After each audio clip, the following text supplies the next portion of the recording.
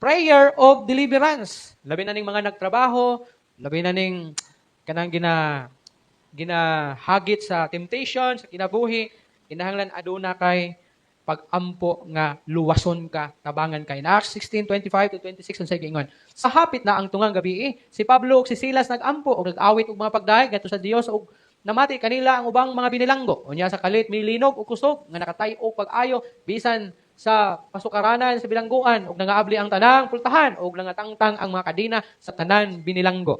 So imagine nimo, tungod sa ilahang prayer, milinog. O gani, nag-pray sila, nag-awit pagit sila sa Ginoo. No, mura ni sila og kanang nag-devotional diha sulod sa silda sa prisuhan. Si Silas ug si Paul nag-devotional sila, nag-awit and then nag-pray sila sa Ginoo and then human nila himua milinog, no? Pero kita pag mulinog mahadlok man tanaw. Basig mahugno atong balay. Pero sa ilaha tubag sa Ginoo to sa pag-ampo nganong nilinog. Kaya sa diha nga milinog, naabli man ang pultahan. Oh. Pasukuranan sa bilangguan nga apli ang tanang pultahan. Kunya dili lang pultahan ang nga-apli, pati ilang kadina sa tanang binilanggo. Kaya ang ilaha man kong binilanggo dito gawas nga naa sila sulod anang rihas nga bakal, gawas nga naay gwardiya gatindog dia sa gawas, kinadinahan pikit na ilang mga kamot. Ug tiil siguro. So di gid sila basta-basta makabuhi, pero unsay gihimo sa Ginoo tungod lang sa pag-ampo ni Pablo ug ni Silas. Gilinog niya, naabli ang pultahan, niya nga tangtang ang mga kadina nga nastiil siguro o sa kamot. Grabe ang milagro na gihimo sa Ginoo tungod lang sa pag-ampo.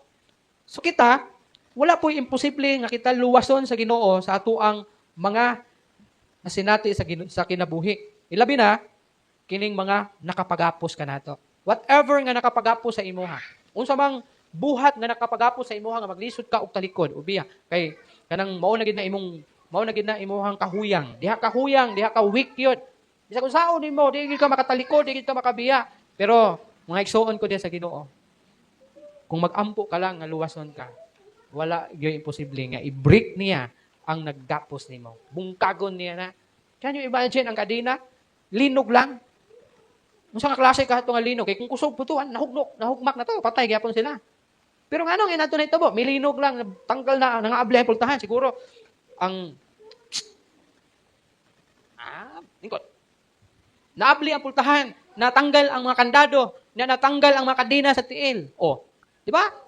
Tungod lang sa linog. So, prayer breaks bondage. Kung ano sa mga nakaulipon nimo, nakagapos nimo, yan po na sa Ginoo. Pray in spiritual battles. Kita lang mga Kristohanon, aduna bagyoy duha ka panag-away dinhi kanato.